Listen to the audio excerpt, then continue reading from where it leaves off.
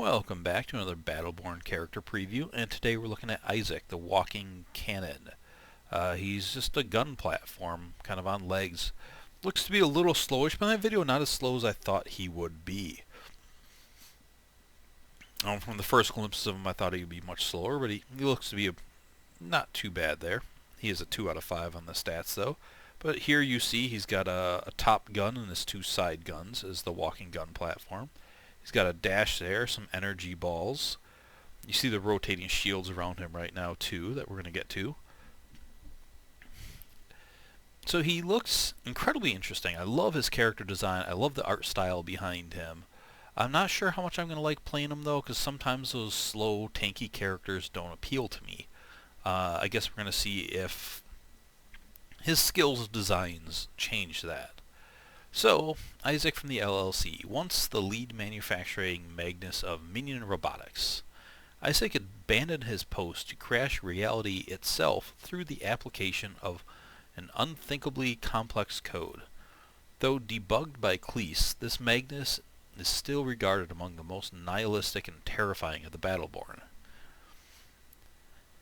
His stats here, massive health, kind of average-ish power, average range, and slow speed, which kind of makes sense for what he's designed at. Take a look at his full body here.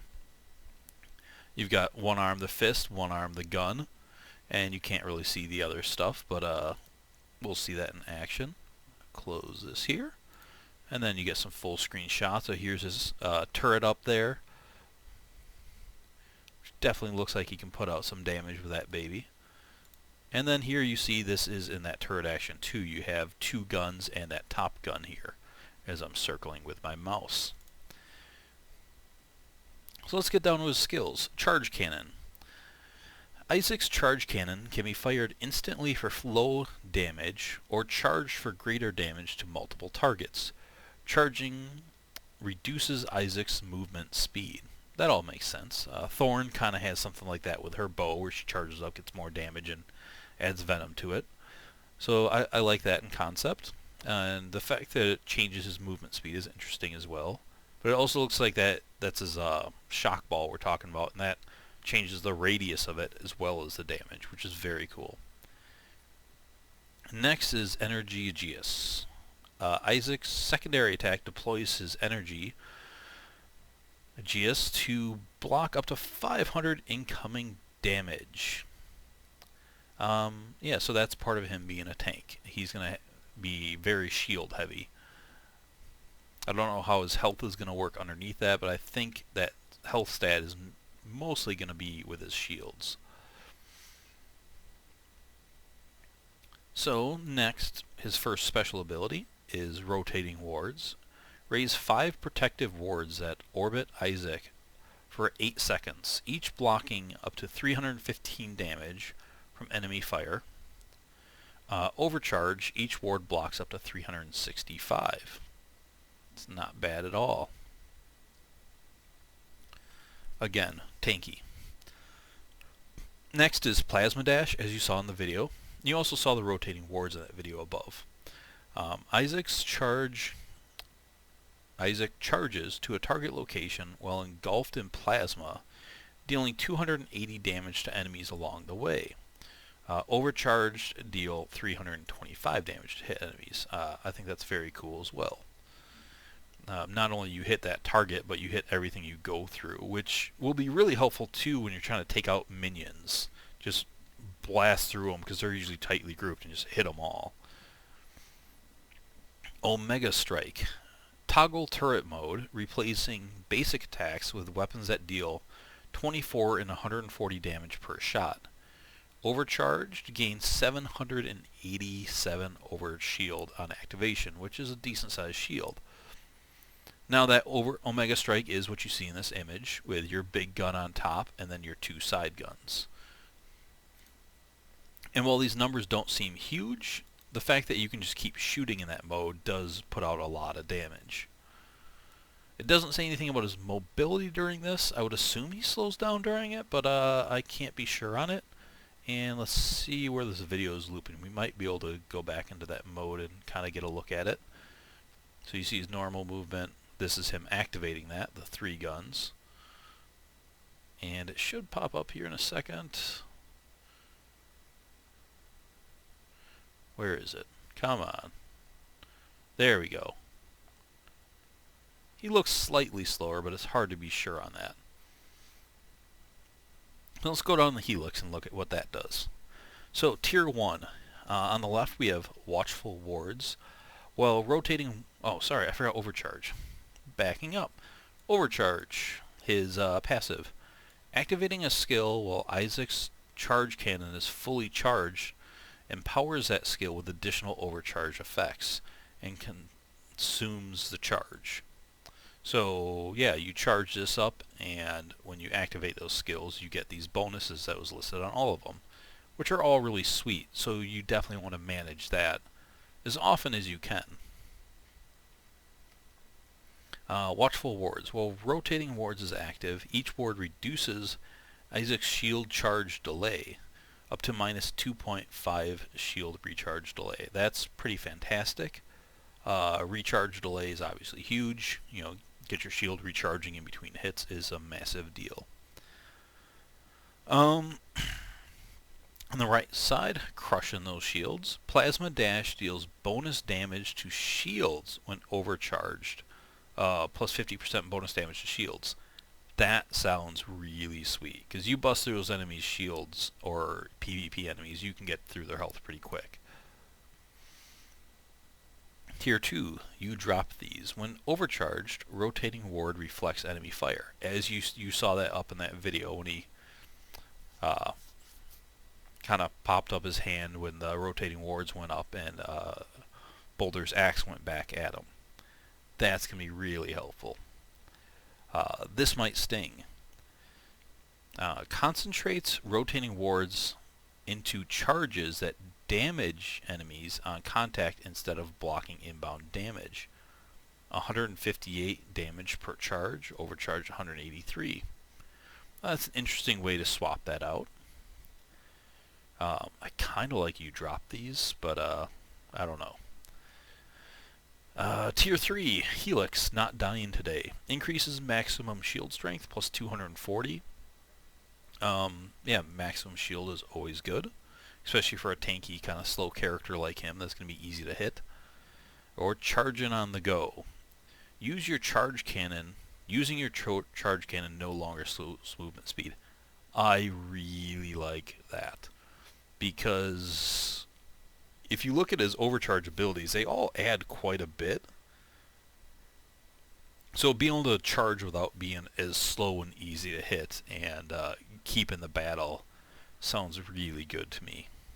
I think charging on the go is the win there, even though maximum shield strength is damn good.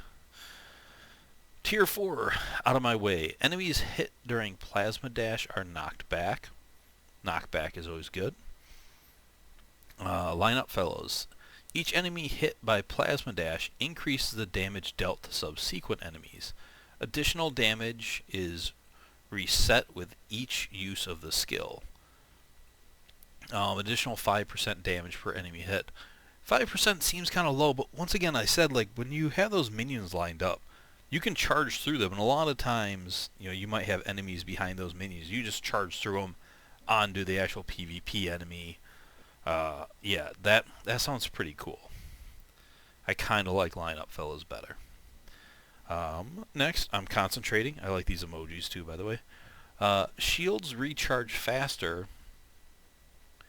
Well, ISIC's charge cannon is overcharged, plus 105 shield recharge rate per second. Hell yes, that sounds amazing. I'm in a big rush. Increase movement speed while overcharged. That also sounds sweet. I don't know which one I like there. I mean, movement speed is definitely going to be helpful for him, because just the size of his body, and he looks easy to hit, which movement speed helps negate, and 50% is quite a bit. So both of those are tough. Blurrier wards, here at tier 6 on the left, increases rotating wards block strength plus 225. That's a big increase. So if you're overcharged, you're up to 365. Non is 315. Adding 225 to that's a lot. That's going to really add to his tank. Let's Hug It Out. Reduces Plasma Dash's cooldown 23%.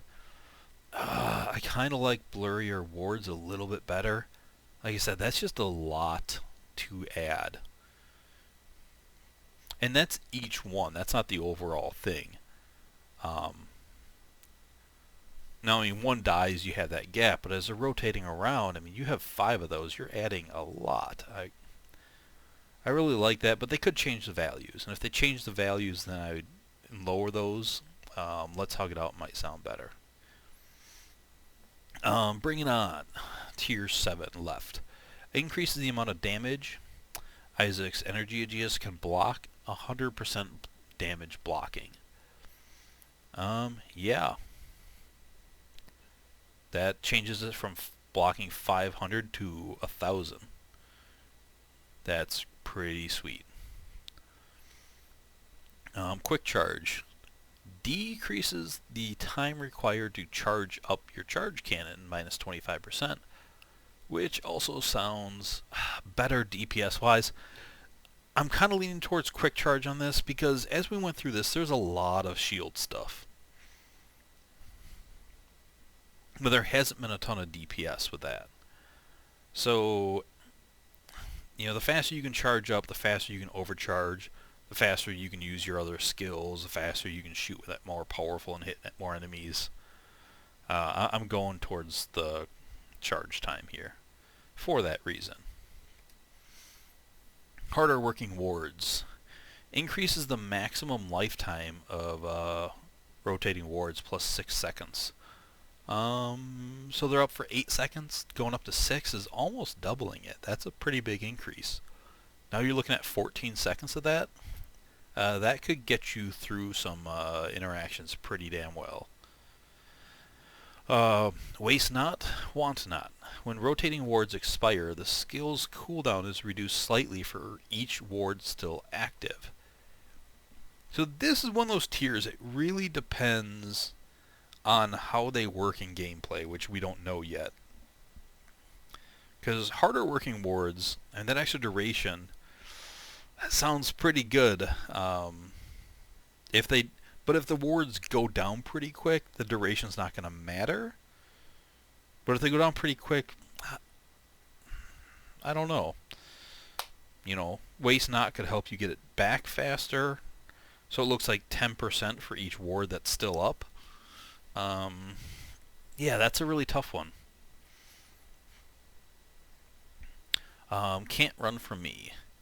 Increases Plasma Dash's speed and range. 50% to both. That sounds really sweet. Enemies can't get out of the way and you can hit more enemies. And if you pick the skill where you get 5% more per enemy hit, that's going to be even better. Or Dodge This. Increases size and area damaged by Plasma Dash when overcharged. Plus 50% radius. So that also sounds pretty awesome because although you don't have the more range on it, you can get more enemies within the radius of it to increase that damage for each one. This is another one that depends on how long it is now. So just a naked Plasma Dash, how many enemies can you hit with that reliably? I think that's what it determines. You know, if you really can't get more than 1 or 2 enemies as it is, then you're better with a Run With Me. But if you can hit kind of reliably 3 or 4, maybe 5 enemies with it, then Dodge This is probably better. It's going to depend how it actually works in gameplay. And all that might be tweaked as we go. So, his ultimate add-ons, Shields Up, Activating Omega Strike deploys Energy Aegis to block inbound damage from the front. Should it go down, it will redeploy after 6 seconds, plus 500 damage blocking. That definitely sounds helpful. Do we have a duration on Omega Strike? No, we don't. So it'll be curious on how long that's up. depending on how often that can come back up for 6 seconds, but yeah, that doesn't sound bad. Next, it's Raining Death. When Omega Strike is active, hitting an enemy directly with a cannon shot launches a barrage of missiles. Launch 2 missiles, each dealing 94 damage. So, more damage with it or more survival with it? I'm leaning towards damage again because you've got so many ways to get shields up with him. And you got your regular energy Aegis, you've got rotating wards. If you're overcharged, you already get an additional shield on activation with Omega Strike. And there's a bunch of shield skills in his tree. So there's a few that are good DPS, and it's Raining Death and Quick Charge, I think, are 2 of those DPS ones I would definitely go for. And then concentrate a lot of the other stuff on tank. But, like I said, until we get our hands on him, you can't quite tell. But, man, I love the look of him. And hopefully he's quite fun. So I will see you guys later with another one of these tomorrow. Thanks for watching. Bye.